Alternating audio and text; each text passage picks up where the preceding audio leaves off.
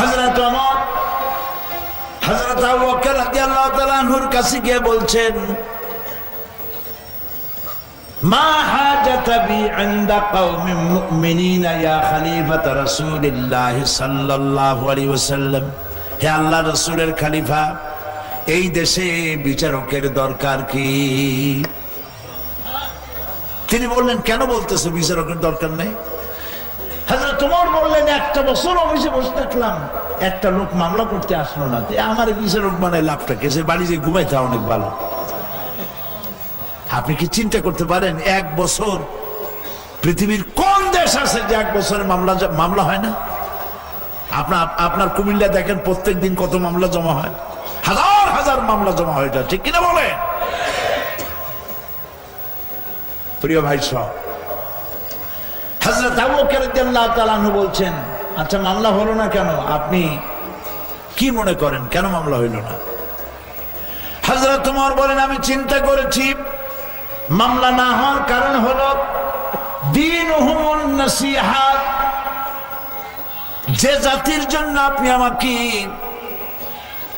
বিচারক বানিয়েছেন, এই জাতির দিন হচ্ছে নসিহা, কল্যাণ কামনা করা। প্রত্যেকটি মানুষ আরেকটি মানুষের কল্যাণ কামনা করে, সবাই সবার ভালো কামনা করে। প্রত্যেকে প্রত্যেকের যদি ভালো কামনা করে, মারামারি হবে? হবে? হবে না। আমরা ভারতের আমরা ভালো কামনা করি, তারা ভালো থাকুক, সুখে থাকুক কামনা করি। তারাও যদি আমাদের ভালো কামনা করতো, তাহলে কি ঝগড়া ফাসাদ বাঁধে? বাজে না। আপনি যদি আপনার প্রতিবেশীর সঙ্গে ঝগড়া না করেন, যদি শুভ কামনা করেন, তাহলে কোনো সমস্যা হবে? হবে না। হযরত ওমর বলেন, ওয়া মানহাজুহুমুল কোরআন। আপনি আমাকে যেই জাতির জন্য বিচারক বানিয়েছেন, এই জাতির মানহাজ, এই জাতির দস্তুর, এই জাতির কনস্টিটিউশনের নাম হলো কোরআন শরীফ। কোরআন দিয়ে দেশ শাসন তারা করতে চায় এবং করছে। ওয়া আমালুহুম আল আমরু বিল মারুফ ওয়ান নাহয়ু আনিল মুনকার। আর এই জাতির আমল হলো ভালো কাজ এর আদেশ করা, অন্যায় কাজ থেকে ফিরা। প্রত্যেকটি মানুষ একজন আরেকজনকে ভালো কাজের আদেশ করে আর অন্যায় দিকতে দুই হাতে ফিরায়। সুবহানাল্লাহ, এরা হলো তাদের আমল। ওয়াইদা আহাদুহুম মারিদু আদুহু। যখন এই জাতির কোনো এক ব্যক্তি অসুস্থ হয়ে যায়, তখন তাকে দেখতে অনেক মানুষ হাজির হয়ে যায়। কি সুস্থ সুন্দর সমাজ! আমরা তো খবরও রাখি না। 4তলা 5তলা বিল্ডিং এ থাকে, দোতলায় মানুষ একজন মরে যাচ্ছে, 3তলার খোঁজ নাই। এরকম হয় কিনা? প্রতিবেশী অসুখে ছটফট করছে 1 মাস, পাশের বাড়ির লোকের খোঁজ নাই। মুসলমানদের এই অবস্থা হওয়া উচিত ছিল না। মুসলমানদের অবস্থা হচ্ছে কাজাসাদিন ওয়াহিদ। নবী করিম সাল্লাল্লাহু আলাইহি ওয়াসাল্লাম বলেছেন, মুসলিম মুসলমান হবে একটি বডির মতো। এর একটি অঙ্গ ব্যথা হলে সমস্ত অঙ্গ ব্যথা হয়ে যায়। এটাই হওয়া উচিত ছিল। সুতরাং আপনার বাড়ির পাশে একজন অসুস্থ হয়েছে, আপনি তাকে আঙ্গুর নিয়ে, আপেল নিয়ে, সামর্থ্য যা আছে হরলিক্স নিয়ে আপনি দেখা করতে যান, তার গায়ে হাত বুলান, তার জন্য দোয়া করেন। শত্রুতা হবে না মহব্বত বাড়বে? কি বাড়বে? মহব্বত বাড়বে। আর এই মহব্বত যত বাড়বে, ততই সমাজ বিনির্মাণে, উপকারে কাজে লাগবে। আর যখন এদের মধ্যে কেউ ফকির হয়ে যায়, নিঃস্ব হয়ে যায়, সাহায্য করার জন্য লোকেরা 2 হাতে আগায় চলে আসে। ফাফিমা হুম ইয়াখতাসিমুনা ইলাইয়া ইয়া খলিফাত রাসূলুল্লাহ সাল্লাল্লাহু আলাইহি ওয়াসাল্লাম। এই যখন সমাজের অবস্থা, সেই সমাজের লোকেরা কোন দুঃখে আমার কাছে মামলা নিয়ে আসবে? কেউ মামলা নিয়ে আসে নাই, আসারও সম্ভাবনা নাই। এই ধরনের একটি সমাজ প্রতিষ্ঠা করেছিলেন নবী মুহাম্মদ রাসূলুল্লাহ বলেন সাল্লাল্লাহু আলাইহি ওয়াসাল্লাম। প্রিয় ভাই সব, আমরা যদি আমাদের সমাজকে সুন্দর করতে চাই, তাহলে এই আদর্শের উপরেই আসতে হবে। কুনতুম খায়রা উম্মাতিন উখরিজাত লিন-নাস তা'মুরুনা বিল মা'রুফ ওয়া তানহাউনা আনিল মুনকার। ভালো কাজ, ন্যায় কাজের জন্য আদেশ করব, আর অন্যায় 2 হাতে আমরা ফিরাবো। এই দায়িত্ব পালন করতে পারলেই আমরা সত্যিকারের মুসলমান হতে পারবো। আমার পাশে একজন অন্যায় করছে, মদ খায়, ফেন্সিডিল খায়, শয়তানি করে, বদমাশি করে, চোখে দেখি, অথচ তাকে ফেরাবার চেষ্টা করি না। এটা কি ভালো কাজ করছি না অন্যায় করতেছি? বলেন ভালো না অন্যায়? এটি মস্ত বড় অন্যায়। প্রত্যেকের ভালো আমরা কামনা করি, তাহলে এই সমাজ সুন্দর হবে। কোরআন এই কথাগুলি মানুষকে বলে, কোরআন আমল করতে পারলে ব্যক্তিতে শান্তি হবে, পরিবারে শান্তি হবে, সমাজে শান্তি হবে ইনশাআল্লাহ। বলেন ইনশাআল্লাহ।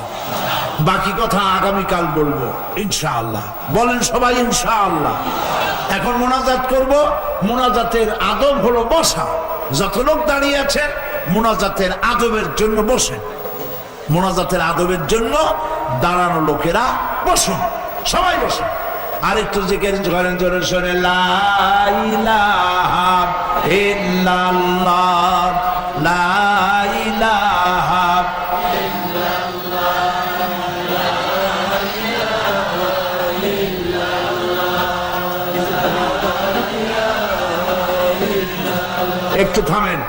একটু থামেন।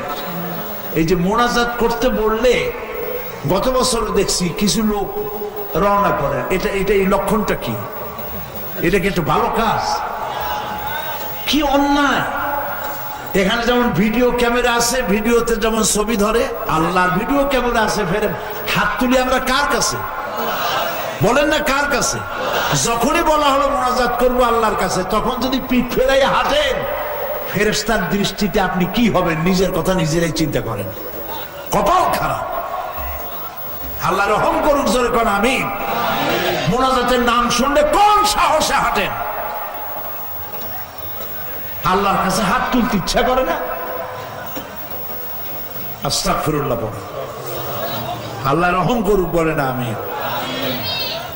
আগামীকাল সকাল 10টায় না 9টা, প্রতি বছরের মতো মা বোনদের জন্য এখানে মাহফিল হবে আলহামদুলিল্লাহ। বলেন সারা বাংলাদেশে সর্বত্র যেখানে যাই মহিলাদের জন্য আলাদা মাহফিল করি, কারণ এই পৃথিবীর অর্ধেক জনশক্তি কারা?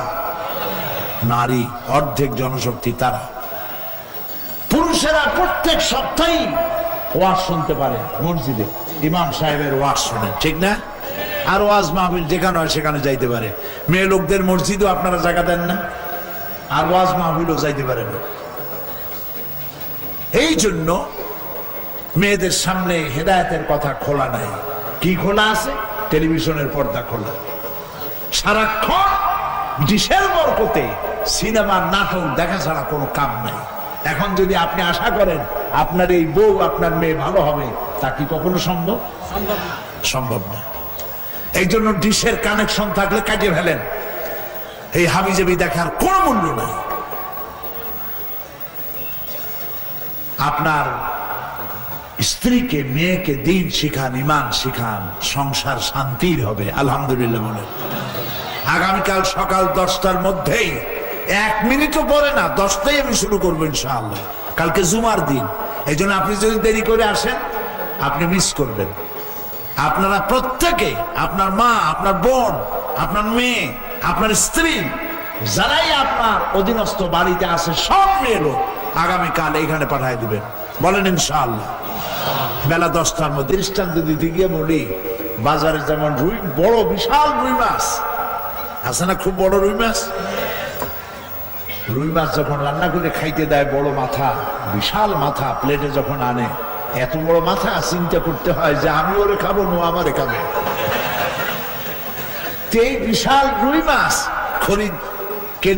খরিদ্দার বাজারে আছে না?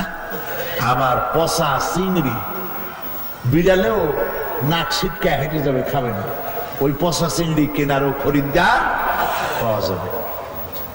এইরকম একটা পচা লোক মিথ্যা দাবি করলো নবুয়তে, কিছু উম্মত পেয়ে গেল। উম্মতেরা কয় যে কি আশ্চর্য কথা, আপনি নবী হইলেন, আমরা নবী মানলাম, তা সূরা কই? মুহাম্মদ সাল্লাল্লাহু আলাইহি ওয়াসাল্লামের কাছে অনবরত কোরআনের আয়াত আসে, আপনার কাছে কিছু আসে না কেন? কয় যে অপেক্ষা করে আসবে। কে বললা নবী হইলাম? তোমরা এত চেত কেন? অপেক্ষা করো। বহুত চেষ্টা ভেষ্টা করিয়া একটা বানাইছে, বানাইয়া বলল সকালবেলা যে আজকে জিবরাইল আসছিল, সূরাটা দিয়ে গেছে। উম্মতেরা মহা খুশি। এইবার কোরআনের চ্যালেঞ্জ আমরা করব। কি নাজিল হয়েছে? কয় যে জিবরাইল শেষ রাত্রে এসে আমার ঘুমের থেকে উঠাইলো, উঠাই পড়লো যে ওহি আনছি। তা আমি বললাম বলো তোমার ওহিটা কি? সে আমার শোনাইলো ইন্না আতাইনাকাল আকাক ফাসাল্লি লিরাব্বিকা ওয়াজআক ইন্না শানিয়াকা হুয়াল আবলাক। উম্মতেরা কয় যে তো মহা মুশকিলের সূরা, এটা পড়তে গেলে তো কাইসা শেষ হয়ে যাবো আমরা। এটা কি সূরা আর অর্থ তো বেকায়দা। ইন্না আতাইনাকাল আকাক এর শব্দ হলো নিশ্চয়ই আমি তোমাকে আকাক পক্ষী দান করছি। আর ডিকশনারিতে লেখা হয়েছে আকাক মানে হচ্ছে হুতুম পেশা। ও নবীও যেমন পাখিটাও হয়েছে সেই রকম। ফাসাল্লি লিরাব্বিকা ওয়াজআক, সুতরাং তুমি তোমার রবের নামে চিৎকার মারো। ইন্না শানিয়াকা হুয়াল আবলাক, আর তোমার দুশমনেরা হবে শ্বেত এবং কৃষ্ণ বর্ণে। উম্মতেরা কয় আমরা আগাও বুঝলাম না পাছাও বুঝলাম না। উম্মতেরা কইল আচ্ছা মুহাম্মদ সাল্লাল্লাহু আলাইহি ওয়াসাল্লাম রে লোকেরা নিয়ে যায় তাদের বাগানে, যেই বাগানে যায় যে গাছে খেজুর নাই খেজুর ধরে, যে কুয়ার পাশ দিয়ে হাঁটে হেরে যান তিনি কুয়ায় পানি না থাকলে পানি উঠে আসে। তা আপনি এরকম কিছু দেখাইতে পারেন না? তোমরা তো আমার নেও না, একটু নেও না আমার। যারাই নিল যায় দেখলো যে বাগানে গেল, যে বাগানের গাছে খেজুর আছে কাঁচা খেজুর গুলো পড়ে গেল। যে কুয়ার কাছ দিয়ে নিল এক হাত পানি থাকলো তার শুকায় ফেটে গেল। উম্মতের কয় এমন কপাল পোড়া নবীর পাল্লায় পড়ছি আমরা। প্রিয় ভাই সাহেব, সূরা শুনে আপনারাও কাশা আরম্ভ করছেন। এই হলো একবার চ্যালেঞ্জের মোকাবেলা একজনে করছিল, আর বানাইয়া মানুষের কাশির রোগ বানাই দিল সূরা পড়তে গিয়ে। আজ পর্যন্ত পৃথিবীতে কোরআনে কারীমের একটি আয়াতের অনুরূপ আরেকটি আয়াত পৃথিবীর মানুষ তৈরি করতে পারে না। সুবহানাল্লাহ, সুবহানাল্লাহ, আল্লাহু আকবার। এর নাম কোরআন। সুবহানাল্লাহ। এটা যদি অসত্য হতো, আল্লাহর বাণী না হইতো, তাহলে কি ইসলামের দুশ্মনেরা ছাড়তো? শুধু বিদেশি না, আমাদের দেশের বুদ্ধিজীবী নামের শয়তানের হাড্ডি যেগুলি আছে এরাও বানাইতে চেষ্টা করতো, ঠিক কিনা বলে? কিন্তু তারা দেখছে আল্লাহরে অস্বীকার করা যায়, যেহেতু আল্লাহরে অস্বীকার করলে কেউ পিটাইতে আসে না এখানে। কেউ যদি বলে আল্লাহরে মানে না, তো আল্লাহ কি তারে ঘাড়ের উপর পিটাইতে আসবে নাকি? আসবে না। সুতরাং আল্লাহরে অস্বীকার করে পার পাওয়া যায়। কোরআন আল্লাহর বাণী নয়, মানুষের তৈরি করা। এই কথা আজ পর্যন্ত কোনো পাগলও বলে নাই। কেন বলে নাই জানেন? বলে নাই এই কারণে, যদি বলি যে এটা আল্লাহর না মানুষের বানানো, লোকেরা এসে ধর্মে বেটা তুই তো মানুষ বানা করেন না। কোরআন শরীফ আল্লাহ পাক এই পৃথিবীর শ্রেষ্ঠ কিতাব হিসেবে নাজিল করেছেন, আর এই কিতাব আল্লাহ পাক আল্লাহ তাআলা এটাকে হেফাজত করবেন। সুতরাং কোরআন শরীফের শব্দ বিন্যাস, এর ছন্দ, এর ভাষার লালিত্য পৃথিবীর সকল সাহিত্যকে ম্লান করে দিয়েছে। পৃথিবীর যে কোনো সাহিত্যের ভাষা কোরআনের কাছেও দাঁড়াইতে পারবে না, কোনো কালেও পারবে না। এটা এসছে মহান আল্লাহ রাব্বুল আলামিনের কাছ থেকে। সুবহানাল্লাহ। সুতরাং ভাষা জগতের আগে যে সমস্ত কিতাব নাজিল হয়েছে, সেই সব কিতাবের যে ভাষায় নাজিল হয়েছে সে ভাষাটা পর্যন্ত দুনিয়া থেকে শেষ হয়ে গেছে। কিন্তু কোরআন আল্লাহ পাক অক্ষয়, অব্যয়, চিন্ময়, চিরন্তন করে রেখেছেন। কিয়ামত পর্যন্ত থাকবে, এটার কোনো রদবদল হবে না। সেই কোরআন আপনারা শুনতে এসেছেন। আল্লাহ তাআলা বলছেন আলিফ লাম রা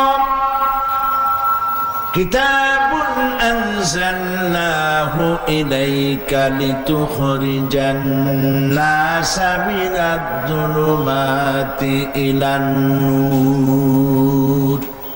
আলিফ লাম রা কিতাবুন আনজালনাহু ইলাইকা, হে রাসূল আপনার কাছে একখানা কিতাব অবতীর্ণ করলাম।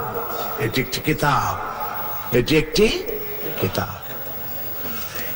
শুধু কোরআন শরীফটি একটা কিতাব নয়, কোরআন শরীফের প্রতিটি পারা এক একটা কিতাব, প্রতিটি সূরা এক একটা কিতাব, প্রতিটি আয়াত এক একটা কিতাব, প্রতিটি শব্দ এক একটি কিতাব, প্রতিটি অক্ষর এক একটি কিতাব।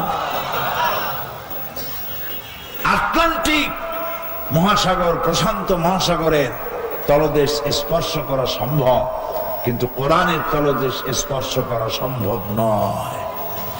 যুগ যত বাড়তে থাকবে, দিন যত বাড়তে থাকবে, বিজ্ঞানের আবিষ্কার যত বাড়তে থাকবে, কোরআন সম্পর্কে মানুষের চিন্তা, চেতনা, আকর্ষণ আরো আরো আরো বাড়তে থাকবে, ক্রমান্বয়ে বাড়বে। চির নতুন কোরআন, চির নতুন, লা তুহসা আজাইবুহু ওয়ালা তুবলা গারাইবুহু। নবী করিম সাল্লাল্লাহু আলাইহি ওয়াসাল্লাম বলেছেন, এই কোরআনের বিস্ময়কারিতার কোনো শেষ নাই। এই কোরআন এর কোনদিন এটা পুরাতন হবে না, জীর্ণ হবে না। ফিহে মাসাবিহুল হুদা ওয়া মানারিল হিকমা। কোরআন শরীফ হচ্ছে হেদায়েতের সুউচ্চ মশাল, আর এটি হচ্ছে বিজ্ঞানের সুউচ্চ মিনার। কে বলেছেন? নবী করিম সাল্লাল্লাহু আলাইহি ওয়াসাল্লাম বলেছেন। সেই কিতাব পৃথিবীতে এলো কি জন্য এলো? লিতুখরিজান নাসা মিনাজ যুলুমাতি ইলান নূর। পৃথিবীবাসী আছে অন্ধকারের মধ্যে। পৃথিবীবাসী কিসের মধ্যে আছে? অন্ধকার মানে জাহালাত, কুফর। এই কুফরির অন্ধকারের মধ্যে গোটা পৃথিবী জাহালাতের অন্ধকারে ডুবে আছে। সেই জাহালাতের অন্ধকারের ভেতর দিয়ে আলোর দিকে আনার জন্য কোরআন নাজিল করা হয়েছে। সুবহানাল্লাহ। কোরআন মানুষের জ্ঞানের চোখকে খুলে দিয়েছে। কোরআন মানুষের চোখ খুলেছে। আবু জাহেলের নাম তো আবু জাহেল ছিল না, ওর নাম ছিল আবুল হিকাম। নাম কি ছিল বলুন? আবুল হিকাম মানে কি? বুদ্ধির বাপ। কিন্তু যেই না কোরআন শরীফ নাজিল হয়ে গেল, বুদ্ধির বাপ তখন কি হয়ে গেল? মূর্খের বাপ হয়ে গেল। কারণ আসল জ্ঞান হলো ওহির জ্ঞান। আসল জ্ঞান কোনটা? আল্লাহ রাব্বুল আলামিন বলেন, মা ইয়ানতিকু আনিল হাওয়া ইন হুয়া ইল্লা ওয়াহয়ুহা। আমার নবী নফসকে, প্রবৃত্তিকে অনুসরণ করে কোনো কথা বলেন না। নবী যেটা বলেন সেটা হলো ওহী। কোরআনের নামে তিনি যা বলেন সেটা হলো ওহী। আমার কথাই তিনি বলেন। নবী যদি আমার নামে নিজে বানাইয়া কোরআনের মধ্যে চালাই দিত, এই সন্দেহ যদি কেউ করে যে নবী করিম সাল্লাল্লাহু আলাইহি ওয়াসাল্লাম নিজে যদি কিছু বানায় এর মধ্যে ঢুকায় থাকেন, আল্লাহ রাব্বুল আলামিন এ ধরনের শয়তান কোন ওয়াসওয়াসা কোন মানুষের মাথার মধ্যে ঢুকায় দিতে পারে যে নবী বুঝি বানায়া আল্লাহর কথার সাথে কোন কথা হয়তো ঢুকায় দিয়েছেন নাকি। রব্বুল আলামিন সে কথারও ওই চিন্তার অপনোদন করে দিয়েছেন। আল্লাহ পাক বলেছেন, ওয়ালাউ তাকাওয়ালা আলাইনা বা'দাল আকাবিল। আমার নবী যদি নিজের থেকে কোনো কথা তৈরি করে কোরআনের মধ্যে ঢুকিয়ে দিতেন, আমি তাহলে নবীর ডান হাত চেপে ধরতাম আর নবীজির কণ্ঠনালীকে আমি কেটে ফেলে দিতাম। একটি শব্দ মানুষের নাই। এই পুরা কোরআনের মধ্যে কথাগুলি কার? সবাই বলে আল্লাহ পাকের কথা। কত বড় সৌভাগ্য আমাদের! আমাদের কাছে আছে আল্লাহর কালাম, আর কারো কাছে নাই। পৃথিবীতে কোন জাতির কাছে, কোন জাতির কাছে নাই। নাই বলেই আল্লাহর কালাম নাই বলে কেউ মুখস্থ করতে পারে নাই। দুনিয়ায় যত কিতাব আছে, ধর্মীয় কিতাব, তারা যা দাবি করে, এর একটি কিতাবও, একটি বইও আল্লাহর বাণী নাই। সব তাদের বানানো কথা। আল্লাহর একটি শব্দও নাই কোন কিতাবে। মুসলমানদের কাছে যে কিতাব, আগা গোড়া সবটা আল্লাহ পাকের কালাম, আল্লাহ পাকের কথা। তাই পৃথিবীর আপনি যেখানেই যাবেন, যে কোরআন শরীফ কিনবেন, সব কোরআন শরীফ একরকম না, দুই রকম। বেদ কেনেন আপনারা, বেদ বাইবেল কিনে দেখেন, দুনিয়ার এই মাথার চার সে মাথার চার সব উল্টো পাল্টা হয়ে গেছে, একটার সাথে আর একটার কোনো মিল নাই। কিন্তু বাংলাদেশের ছাপানো কোরআন শরীফ নিয়ে মদিনায় যান, মদিনার ছাপানো কোরআন শরীফ নিয়ে আমেরিকায় যান, আমেরিকার ছাপানো কোরআন শরীফ নিয়ে রাশিয়া যান। যত কোরআন শরীফ পৃথিবীতে আছে, এই যুগে ছাপা, সেই যুগে ছাপা, কোনো পরিবর্তন পাবেন? পাবেন? পাবেন না। কারণ এটার হেফাজতের দায়িত্ব কে নিয়েছেন? আল্লাহ পাক নিয়েছেন। কারণ এটাই হলো হেদায়েতের একমাত্র কিতাব, আর কোনো কিতাব নাই, আর কোনো পথ নাই। এই জন্য ওই সব মুসলমানদেরকে আমি বারবার বলি, যারা মসজিদের মধ্যে বসে বলেন যে আল্লাহর এই কিতাব কোরআন শরীফ আমরা বুঝবো না, আমরা হলাম পাবলিক সাধারণ মানুষ, কোরআনের আমরা বুঝবো কি? কোরআন বুঝবে আলেমেরা, তারাই তাফসীর করুক, তারাই ব্যাখ্যা করুক। আসেন মুরব্বীরা কি কয় আমরা তাই শুনি। কিছু লোকেরা এরকম কথা বলে, এটি শয়তানের সব থেকে বড় ওয়াসওয়াসা। কোরআন আমরা বুঝবো না, এটা শয়তানের সব থেকে বড় ওয়াসওয়াসা। কোরআন না বুঝাইতে পারলেই শয়তান কামিয়াব হয়ে যায়, ঠিক কিনা? আপনি মুরব্বীর লেখা বই পড়ার দরকার কি?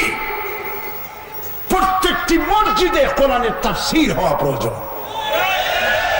শুধু মাঠে মাঠে না, বছরে একদিন আর 2 দিন না, প্রত্যেক মসজিদে মানুষের লেখা বইগুলি বাদ দিয়ে কোরআন শরীফ খুলুন আর তাফসীর করে মানুষকে বুঝান। হেদায়েত এর মধ্যে, এর বাইরে হেদায়েত হবে না। কারণ এক একজন এক এক রকম কথা বলেছে, যার যার আন্দাজ মতো, যে যে দলে সে তার দলের মতো করে মানুষকে বিভ্রান্ত করার চেষ্টা করেছে। এই জন্য কোরআন শরীফ দিয়ে হেদায়েতের চেষ্টা করুন, হাদিস দিয়ে চেষ্টা করুন। কোরআন হাদিসের বাইরে হেদায়েতের কোনো রাস্তা নাই, নাই, নাই। কথা বুঝে আসছে? সুতরাং এই কোরআন এসেছিল হেদায়েতের জন্য আমাদের কাছে। আজকে পৃথিবীতে আমাদের উপরে যে দুরবস্থার সৃষ্টি হয়েছে, আমরা আজ সব থেকে ইতিহাসের একটি মারাত্মক দুঃসময় আমরা অতিক্রান্ত করছি, ঠিক কিনা বলেন? সব থেকে এর থেকে বড় বিপদ মুসলমানদের ইতিহাসে বিশ্বব্যাপী আর কখনো আসে না। এই বিপদের জন্য দায়ী কে? আল্লাহ না আমরা? বলেন সবাই, কারা দায়ী? আল্লাহ রাব্বুল আলামিন বলেছেন, মা আসাবাকুম মিন মুসিবাতিন ফাবিমা কাসাবাত আইদিকুম ওয়া ইয়াফু আন কাসীর। তোমাদের উপরে যত বিপদ আরোপিত হয়, সমস্ত বিপদ তোমাদের 2 হাতের কামাই করা। তোমরা যা কামাই করছো তার জাল তোমাদেরকে ভোগ করতে হচ্ছে। যাহারাল ফাসাদু ফিল বাররি ওয়াল বাহরি বিমা কাসাবাত আইদিন নাস। জলে, স্থলে, অন্তরিক্ষে যে বিপদ বিপর্যয় সৃষ্টি হয়েছে, এই সবটা তোমাদের হাতের কামাই। যে ধরনের কাজ করছো তার জাল ভোগ করতেছো। তোমরা আল্লাহরে ধুইয়া খাজা বাবা তালাশ করা শুরু করেছো, আল্লাহকে থুইয়া, মসজিদ থুইয়া খানকামুখী হয়েছে। আছে না এরকম? মসজিদের চাইতে খানকার মর্যাদা বেড়ে গিয়েছে, আল্লাহ রসুলের চাইতে খাজা বাবার মর্যাদা বেড়ে গিয়েছে, ফলে কপাল পুড়েছে, ঠিক কিনা বলে? আজ রাস্তায় রাস্তায় দেওয়ালে দেওয়ালে দেখা যায় বিশ্ব আশেকে রসুল মহাসম্মেলন। তিনি আবার সুফি সম্রাট। সুফিরা বিনয়ী হয়ে থাকে, তিনি সম্রাট হয়েছেন। সম্রাট হয়ে কি মারাত্মক কথা তিনি বলেছেন, আমি এটার নাম নিব না, আমার নাম নেওয়ার দরকার নেই। অসংখ্য টাকা খরচ করে মানুষকে বিভ্রান্ত করার জন্য সব দেওয়ালগুলি দখল করেছে বিশ্ব আশেকে রসুল। রসুলের প্রতি এত ইশক, এত মহব্বত, এই মহব্বতের ঠেলায় তিনি নিজের বাড়ির নাম রাখছে বাবে রহমত। যে বাড়ির মধ্যে পেশাব করে, পায়খানা করে, নিজেরা বউরা সবাই মিলে, সেইটার নাম বাবে রহমত। নাউজুবিল্লাহ। যে যেখানে সে বসে সেই জায়গার নাম রাখছে বাবে জান্নাত। নাউজুবিল্লাহ। তারপরে সে বলেছে সে নাকি স্বপ্নে দেখছে যে মুহাম্মদ সাল্লাল্লাহু আলাইহি সাল্লাম বিবস্ত্র অবস্থায় একটা ময়লার স্তূপের উপরে মরে আছে। এটারে মুসলমান বলাও জায়েজ না, এটা সুফি সম্রাট নয়, এটা শয়তান সম্রাট। মুহাম্মদ সাল্লাল্লাহু আলাইহি সাল্লামকে সে দাবি করে যে তিনি নাকি মুহাম্মদী ইসলামের পুনর্জন্ম দানকারী। নাউজুবিল্লাহ। বেটা বেয়াদব, মুহাম্মদ সাল্লাল্লাহু আলাইহি সাল্লামের কোন ইসলাম নাই। ইসলাম কার? আল্লাহ পাকের। আর ইসলাম কোনদিন মরে যায় নাই, যেরকম একটা ফালতু লোক ইসলামের পুনর্জন্ম দানকারী বলে দাবি করবে। নাউজুবিল্লাহ বলে। প্রিয় ভাই সব, এই সব জায়গায় কোনোদিন যাবেন না, 4টি পয়সা দিবেন না, যাবেনও না। এই জায়গাগুলি গোটা দেশকে গোমরাহ করার জন্য এরা দায়িত্ব নিয়েছে। নাউজুবিল্লাহ। প্রিয় ভাই সব, কত বড় মারাত্মক কথা সে বলেছে। মুহাম্মদ সাল্লাল্লাহু আলাইহি সাল্লাম বিবস্ত্র।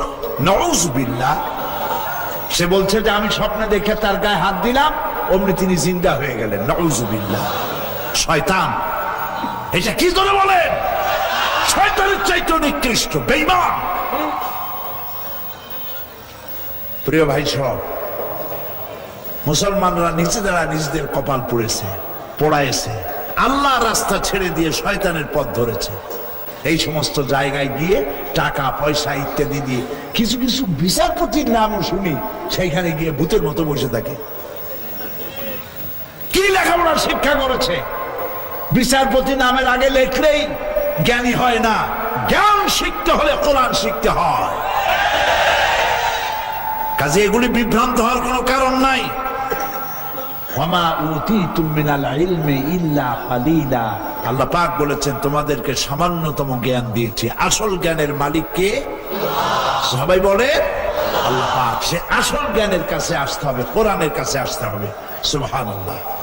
কাজে চোখ বুঝিয়া মাথায় চাদর দিয়া কিছু জিকির আজগার করলি আল্লাহরে পাওয়া যাবে না। আল্লাহরে পাইতে হলে কোরআন বুঝতে হবে, কোরআন অনুযায়ী জীবন গড়তে হবে। আর কোরআন অনুযায়ী জীবন গড়লে ইতিহাসের চাকা কেমনে ঘুরে যায় লক্ষ্য করুন। কোরআনে কারিমে আল্লাহ রাব্বুল আলামিন বলেছেন, কুনতুম খায়রা উম্মাতিন উখরিজাত লিন-নাসি তা'মুরুনা বিল মা'রুফি ওয়া তানহাউনা 'আনিল মুনকার। আল্লাহ রাব্বুল আলামিন বলেন, তোমরা শ্রেষ্ঠ জাতি। কারা শ্রেষ্ঠ জাতি বলেন? কে বলতেছেন? তোমরা শ্রেষ্ঠ জাতি, আল্লাহ বলতেছেন শ্রেষ্ঠ জাতি। তোমাদের কাজ হলো ভালো কাজের হুকুম করবে, ভালো কাজের মারুফ কাজের হুকুম করবে। হুকুম করতে হলে পাওয়ারে যেতে হয়, পাওয়ারে না গিয়ে হুকুম করা যায় না। মসজিদের ইমাম সাহেব মুসল্লিদের হুকুম করতে পারেন না, মুসল্লিদেরকে অনুরোধ করেন, ঠিক কিনা? মঞ্চে বসে যারা ওয়াজ করেন, আমি শুদ্ধা অনুরোধ করতে পারি, হুকুম করতে পারি না, কারণ আমার হাতে পাওয়ার নাই। আল্লাহ তাআলার কথা যদি লক্ষ্য করুন, তোমাদেরকে বানাইছি মানবতার কল্যাণের জন্য। তোমাদের দায়িত্ব হলো মানুষকে ভালো কাজে, মারুফ কাজের, সৎ কাজের, ন্যায় কাজের আদেশ করবে, হুকুম করবে। আর হুকুম করতে গেলে পাওয়ারে চেয়ারে গিয়ে বসতে হবে, ওখানে বসতে হবে। আর যে সিনেমার পোস্টার গুলি টাঙানো, কুমিল্লায় অশ্লীল পোস্টার নাই? আছে। এখন আমাদের মাহফিলের মধ্যে ওয়াইজ যারা আছেন, পীর সাহেবরা যারা আছেন, সব পীরেরা তো এইসব কথা বলেও না। বলতে গেলে ওই যে একটু আগে বলে গেছেন হাদিয়া পাবে না, সেই জন্য এগুলি বলা ঠিক না। এগুলি তারা দুনিয়াদারি মনে করে, দুনিয়াদারি মনে করিয়া এই সিনেমার কথা আমরা বলতে যাব কেন, হ্যান করবো কেন, ত্যান করবো কেন, কারো বিপক্ষে কথা বলবো না, এই চুপ করে বসে বসে ফু দেবো খালি। ফু তাও বিনা পয়সা না, ফু তারা বেচে। কালো কালো সুতা, লাল সুতা, এগুলো ফু দেয় গিরে গিরে দিয়ে দিয়ে, দেখছেন না? কুমিল্লায় দেয় না, বাচ্চা টাচ্চাদের হাতে গলায় সুতা টুতা বাঁধে কিনা? একদম জায়েজ নাই, একদম জায়েজ নাই। এই কালো সুতা, লাল সুতা, আজমিরের সুতা, বাগদাদের সুতা, বাংলাদেশের সুতা, সমসম ব্রিজের সুতা, কোন সুতা আপনারা ব্যবহার করবেন না।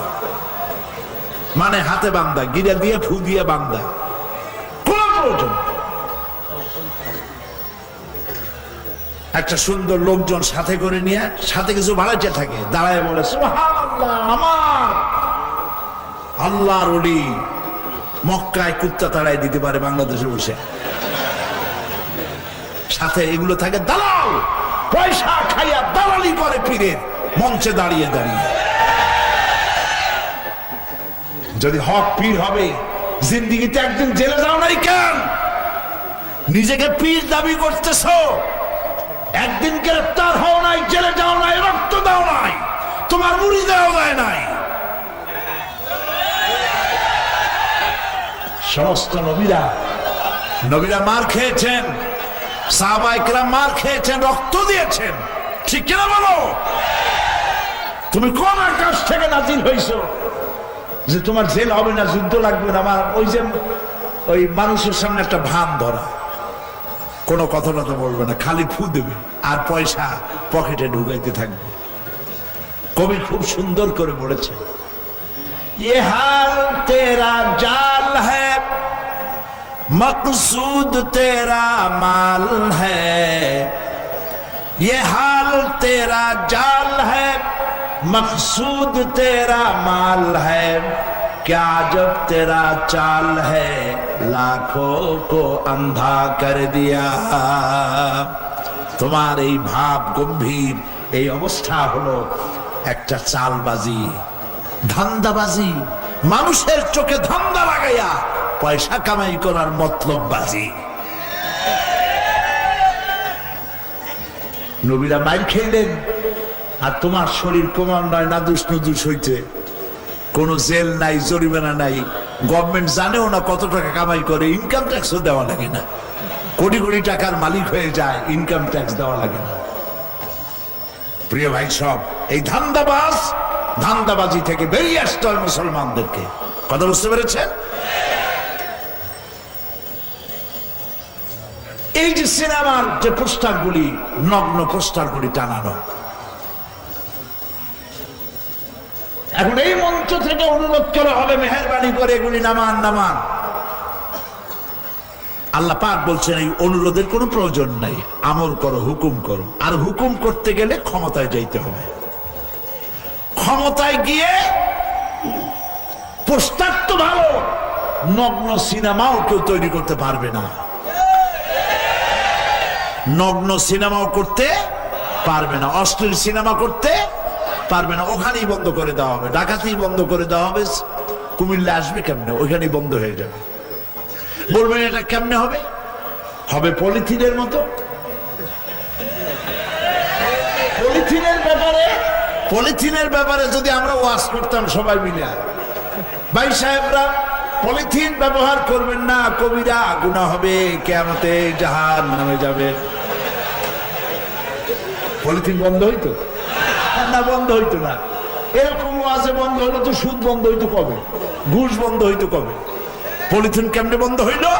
একটা ওয়াজ করা লাগে নাই। পার্লামেন্টে পলিথিনের সম্পর্কে বলা হয়েছে, পলিথিন মানব সভ্যতার জন্য, বিশ্ব সভ্যতার জন্য হুমকি স্বরূপ। এটি জমিনের সার নষ্ট করে দেয়, এটি সমস্ত ড্রেনগুলিকে বন্ধ করে দেয়, মানুষের জন্য ক্ষতিকর, দেহের জন্য ক্ষতিকর, জমির জন্য ক্ষতিকর। এই ক্ষতিকর দ্রব্যটির উৎপাদন, বিপণন, ব্যবহার করুন, সবটি নিষিদ্ধ ঘোষণা করা হোক। পার্লামেন্টে বিল উত্থাপন করা হলো, মেজরিটিটা পাস করলো, পলিথিন বন্ধ হয়ে গেল। সুতরাং সিনেমার পোস্টারের জন্য, পোস্টার শুধু নয়, পোস্টার তো হবে আগে, ছবি হবে, তারপর না পোস্টার। পার্লামেন্টে পাস করা হবে যে কোন নগ্ন ছবি, জড়াজড়ি ঢলাঢলির ছবি তৈরি করা যাবে না। বিল উঠবে, পাস হয়ে যাবে। সেই জন্য আপনারা তো এই আশা করতে পারেন না 300 জনের মধ্যে মাত্র 13 জন, 60 জনের মধ্যে 2 জন, এই দিয়ে তো ওই বড় আশা করা যায় না। এই আশা করতে হলে পার্লামেন্টে ওই সব লোক বেশি পরিমাণে বাড়াতে হবে যারা এই নগ্নতা অশ্লীলতার বিরুদ্ধে, তাদেরকেই বেশি বাড়াতে হবে। তাহলে একদিন আইনের মাধ্যমে সব বন্ধ হয়ে যাবে। এইভাবে তা'মুরুনা বিল মারুফ ওয়া তানহাউনা আনিল মুনকারের দায়িত্ব পালন করতে হবে। ভালো কাজের আদেশ করুন, অন্যায় কাজের নিষেধ করুন। এটা না হওয়া পর্যন্ত সমাজ সংস্কার হবে না। কাজটি খুবই গুরুত্বপূর্ণ। ভালো কাজের আদেশ করা এবং অন্যায়ের বিরোধিতা করা খুবই গুরুত্বপূর্ণ। এতই গুরুত্বপূর্ণ আল্লাহ রাব্বুল আলামিন কোরআনে কারীমের মধ্যে বলেছেন এই কাজটি হলো গোটা উম্মতের, আবার এই কাজটি হলো গোটা দলের। তোমাদের মধ্যে এরকম দল থাকতেই হবে। ওয়ালতাকুম মিনকুম উম্মাতুন ইয়াদউনা ইলাল খায়র ওয়া ইয়ামুরুনা বিল মারুফ ওয়া ইয়ানহাউনা আনিল মুনকার ওয়া উলাইকা হুমুল মুফলিহুন। তোমাদের মধ্যে এরকম দল থাকতেই হবে যাদের কাজ হবে ভালো কাজের জন্য হুকুম আদেশ করা আর অন্যায় কাজ দুহাতে ফিরিয়ে দেওয়া, বাধার সৃষ্টি করা। উলাইকা হুমুল মুফলিহুন, আর এরাই হবে সফল কাম। কে বলতেছেন? কে বলতেছেন? এরপরে রব্বুল আলামিন বলেছেন কাজটি যেমন উম্মতের, কাজটি হলো দলের। আবার আল্লাহ পাক বলতেছেন এই কাজটি হলো রাষ্ট্রের কাজ। আল্লাহ পাক বলছেন আল্লাযীনা ইম্মাক্কান্নাহুম ফিল আরদ আকামুস সালাতা ওয়া আতাউয যাকাতা ওয়া আমারু বিল মারুফ ওয়া নাহাউ আনিল মুনকার ওয়ালিল্লাহি আকিবাতুল উমুর। আমি যদি মুমিনদের ক্ষমতা দেই, মুমিনেরা যদি ক্ষমতায় যায়, কারা ক্ষমতায় যায় বলেন না জোরে? মুমিনেরা যদি ক্ষমতায় যায় 4 দফা কাজ করবে। কয় দফা? 4 দফা। আর বেঈমান ফাসিক তারা ক্ষমতায় গেলে করে 2 দফা। ফাসিক যারা তারা ক্ষমতায় গেলে কাফের ফাসিক, ওরা যদি ক্ষমতায় যায় কয় দফা করে? 2 দফা। 1 নম্বরে তারা হাজ এবং নাসব ক্ষতিগ্রস্ত করে, আর সম্মানিত লোকদেরকে বেইজ্জত করে। এটা হলো ওদের কাজ। প্রমাণ হয়ে গেছে না? এটা হলো তাদের কাজ। আর ইমানদার লোকেরা 4 দফা কাজ করে ক্ষমতায় গেলে। কি কি? আল্লাহ পাকের ইমানদার লোকেরা যদি ক্ষমতায় যায় 4 দফা কাজ তারা করে। প্রথম নম্বরে নামাজ তারা প্রতিষ্ঠা করে দেয়। রাষ্ট্রীয়ভাবে হুকুম করা হয় নামাজ বাধ্যতামূলক। স্কুলে, কলেজে, ইউনিভার্সিটিতে, কল কারখানা, ক্ষেত খামার, অফিস আদালত নামাজের রক্ত হবে, আজান হবে, সব বন্ধ হয়ে যাবে। আগে নামাজ, আবার কাজ শুরু হয়ে যাবে। সুবহানাল্লাহ। মসজিদে আজান হয়, হাইয়া আলাস সালাহ, এসো নামাজের দিকে। পথচারী প্রশ্ন করতে পারে নামাজের দিকে আসলে কি হবে? মুয়াজ্জিন বেটা চিল্লাও কেন? মুয়াজ্জিন দ্বিতীয় লাইনে বলে হাইয়া আলাল ফালাহ, এসো কল্যাণের দিকে। নামাজের দিকে আসলেই তোমার কপাল খুলে যাবে। এসো নামাজের দিকে। গভর্নমেন্ট নামাজ বাধ্যতামূলক করবে, নামাজ পড়তেই হবে। চাকরিতে প্রমোশন হবে ঘুষের ভিত্তিতে না, চাকরিতে প্রমোশন হবে নামাজের ভিত্তিতে। কে কত ভালো নামাজ পড়ে, নামাজ পড়লেই তো কত গঠন হয়। ইন্নাস সালাতা তানহা আনিল ফাহশাই ওয়াল মুনকার। আল্লাহ পাক বলছেন নিঃসন্দেহে নামাজ মানুষকে অশ্লীলতা এবং পাপাচার থেকে রক্ষা করে। তাও সুবহানাল্লাহ বলবো না? নামাজ পড়ি না বলেই তো এত শয়তানি আর বদমাশি হচ্ছে। নামাজের মতো নামাজ একবার পড়েন কপাল খুলে যাবে। সুবহানাল্লাহ। তো 1 নম্বরের কাজ হলো সরকার নামাজ প্রতিষ্ঠা করবে। আপনারা বলবেন নামাজ পড়লেই চরিত্র ভালো হবে। কেমনে? কেমনে হবে? আপনি দেখেন থানায় আজান হয়ে গেছে। কোথায় আজান হয়েছে? থানায় আজান হয়ে গেছে থানার মসজিদ, জোহরের আজান হয়ে গেল। আর ইসলামের নিয়ম হলো এলাকার যিনি বড় তিনি ইমামতি করবেন, রাষ্ট্রের যিনি বড় তিনি ইমামতি করবেন। মুহাম্মদ সাল্লাল্লাহু আলাইহি সাল্লাম যতদিন জীবিত ছিলেন ইমামতি কে করতেন? আল্লাহর নবী করতেন। হযরত আবু বকর রাদিয়াল্লাহু তাআলা আনহু খেলাফতের আমলে ইমামতি কে করতেন? তিনিই করতেন। ওমর রাদিয়াল্লাহু তাআলা আনহুর সময় কে করতেন? তিনিই করতেন। রাষ্ট্রপ্রধানের, মুসলমান দেশের রাষ্ট্রপ্রধানের এই যোগ্যতা থাকতেই হবে, বিশাল জামাতের ইমামতি করার যোগ্যতা থাকতে হবে। এখন তো দুনিয়ার রাষ্ট্রসমূহের অবস্থা, যদি বলা হয় অমুক রাষ্ট্রপ্রধান ইমামতি করবে, মুসল্লিরা লা হাওলা ওয়ালা কুওয়াতা ইল্লা বিল্লাহ বলে উল্টা দিকে দৌড় দিবে। জামানা উল্টে গেছে, জামানা উল্টে গেছে।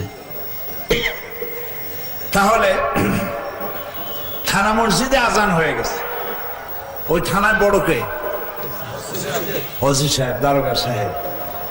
ওনার যোগ্যতা এমন থাকতেই হবে, ওনার পুলিশদের ইমামতি তিনি করবেন। এখন থানায় আজান হয়ে গেছে, ইমামতি করতেছে কে? ওসি সাহেব। কে করতেছেন? ওসি সাহেব করতেছেন। এসপির অফিসের মসজিদে আজান হয়ে গেছে, নামাজ ইমামতি করতেছেন এসপি সাহেব। আইজি অফিসে আজান হয়ে গেছে মসজিদে, আইজি নিজেই ইমামতি করতেছেন। পার্লামেন্টে আজান হয়ে গেছে, স্পিকার সাহেব ইমামতি করতেছেন। বঙ্গভবনে আজান হয়ে গেছে, প্রেসিডেন্ট সাহেব ইমামতি করতেছেন। বিশ্ববিদ্যালয় মসজিদের আজান হয়ে গেছে, ভাইস চ্যান্সেলর এসে ইমামতি শুরু করে দিয়েছেন। এবার চিন্তা করেন, যেই থানার আপনি খান, যেই থানার দারোগা 5 ওয়াক্ত নামাজে পুলিশের ইমামতি করে, যেই এসপি তার অফিসের অফিসারদের নিয়ে নিজে ইমামতি করে, যেই পার্লামেন্টের স্পিকার ইমামতিতে পার্লামেন্ট সদস্যরা নামাজ পড়ে, সেই পার্লামেন্ট, সেই থানা, সেই এসপি, সেই ডিসি অফিসে ডিসি সাহেব নিজে তা নামাজের ইমামতি করতেছেন। এইখানে ওনাদেরকে পিটাইয়াও ঘুষ খাওয়ানো সম্ভব হবে? এই জন্য মুসলিম রাষ্ট্রপ্রধানের প্রধান কাজ নামাজ প্রতিষ্ঠা করো, সমাজ বিনির্মাণে নামাজ সহযোগিতা করবে। সুবহানাল্লাহ। এই কথা যখন আমরা বলি তখন এক শ্রেণীর লোকেরা কয়, এই যে আসছিলাম তাফসীর শুনতে, শুরু হয়ে গেল রাজনীতি। দারোগার এসপিরা নামাজ পড়াবে কেন? এরা ধর্ম আর রাজনীতিকে আলাদা করে ফেলেছে। আর ধর্ম আর রাজনীতি যারা আলাদা করেছে এদেরকে বলা হয় ধর্ম নিরপেক্ষ। কি বলা হয়? ধর্ম নিরপেক্ষ। ধর্ম নিরপেক্ষ মতবাদ মুসলমানদের জন্য জায়েজ আছে না হারাম? হারাম। পৃথিবীর সমস্ত আলেম একমত, ধর্ম নিরপেক্ষ মতবাদ হলো কুফরি মতবাদ। আল্লাহ পাক কোরআন শরীফে পরিষ্কার বলেছেন, আফাতুমিনুনা বিবাদিল কিতাব ওয়া তাকফুরুনা বিবাদ। কোরআন শরীফের কিছু আইন তোমরা মানবা আর কিছুকে অস্বীকার করবা। এই যদি অবস্থা হয়, দুনিয়ায় লাঞ্ছনার জীবন দেব আর কিয়ামতে কঠিন শাস্তি তোমাদেরকে দেওয়া হবে যারা জীবনকে 2 ভাগ করেছে। ধর্ম নিরপেক্ষবাদীরা জীবনকে কয় ভাগ করছে? 2 ভাগ। 1 ভাগে নামাজ, রোজা, হজ, যাকাত, আর 1 ভাগে অর্থনীতি, সমাজনীতি, রাজনীতি, ইলেকশন, পার্লামেন্ট, স্কুল কলেজ সব আর 1 ভাগে। 2 ভাগ করেছে। 1 ভাগে মসজিদে আর মাদ্রাসা, আল্লাহ এবং রাসূল। মসজিদে আর মাদ্রাসায় থাকো, আমাদের পার্লামেন্টে আসবা না, আমাদের সেক্রেটারিয়েটে আসবা না, আমাদের ক্যান্টনমেন্টে যাবা না। জীবনের সবগুলি গুরুত্বপূর্ণ জায়গাগুলিতে আল্লাহ এবং রাসূলের উপরে 144 চালু করে দেওয়া হয়েছে। নাউজুবিল্লাহ বলে। এর নাম ধর্ম নিরপেক্ষ মতবাদ। আর ধর্ম নিরপেক্ষ মতবাদ হচ্ছে কুফরি মতবাদ। প্রিয় ভাই সব, ওই মতবাদে বিশ্বাসী দলটি গত 5 বছর ক্ষমতায় ছিল, ঠিক কিনা? সেই লোকেরা যদি আজকের মাহফিলে কেউ থাকেন, আল্লাহর রাস্তায় তওবা করুন। আপনাদের সাথে আমাদের কোনো দুশমনি নাই, আল্লাহর কসম। আপনাদের নেত্রী থেকে শুরু করে আপনাদের গ্রাসরুটের কর্মী পর্যন্ত আমাদের শত্রু আপনারা নন। কোন দুঃখে আপনারা আমাদের শত্রু হবেন? শুধুমাত্র আদর্শিক দিক থেকে আমাদের মধ্যে কত পার্থক্য। আমরা ইসলামের পূর্ণাঙ্গ জীবন ব্যবস্থায় বিশ্বাসী, আর আপনারা অর্ধেকটাই বিশ্বাসী।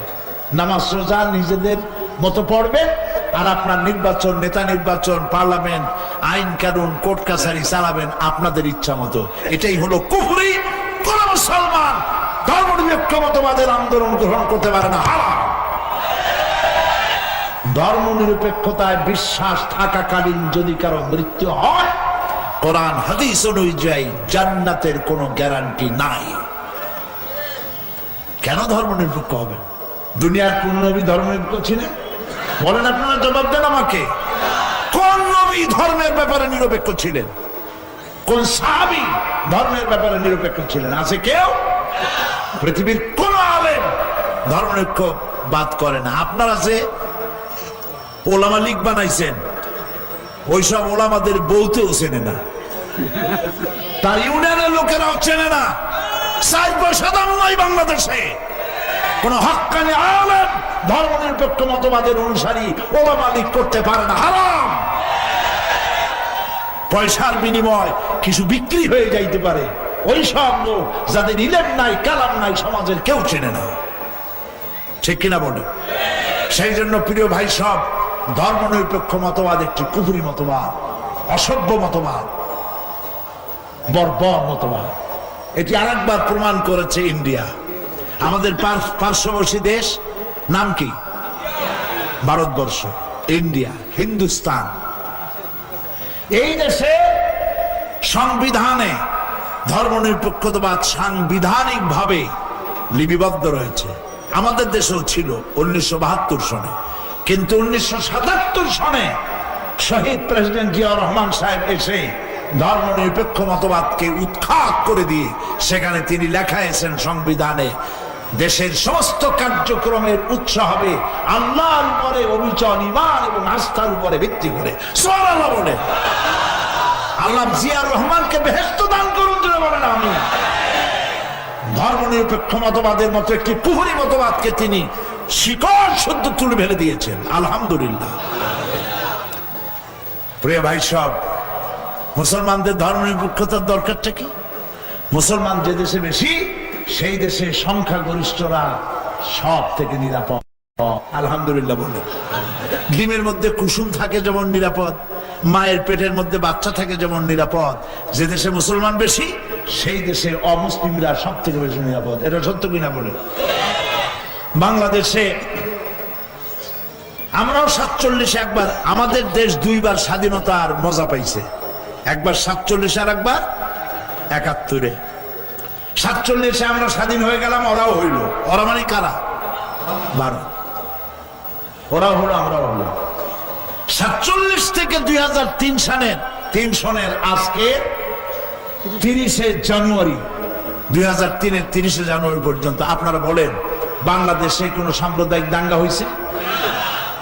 যারা জবাব দিলেন না তারা বোধহয় জানেন। যদি জানেন একটাও হয়েছে আমারে বলেন, আমি শিখে যাব আপনার কাছে। হয়েছে কোথাও? 1947 থেকে এই পর্যন্ত বাংলাদেশে একটা সাম্প্রদায়িক দাঙ্গা হয় নাই, কিন্তু ভারতবর্ষে, হিন্দুস্তানে অর্ধ শতাব্দীর ভেতরে 18,000 বার সাম্প্রদায়িক দাঙ্গা হয়েছে।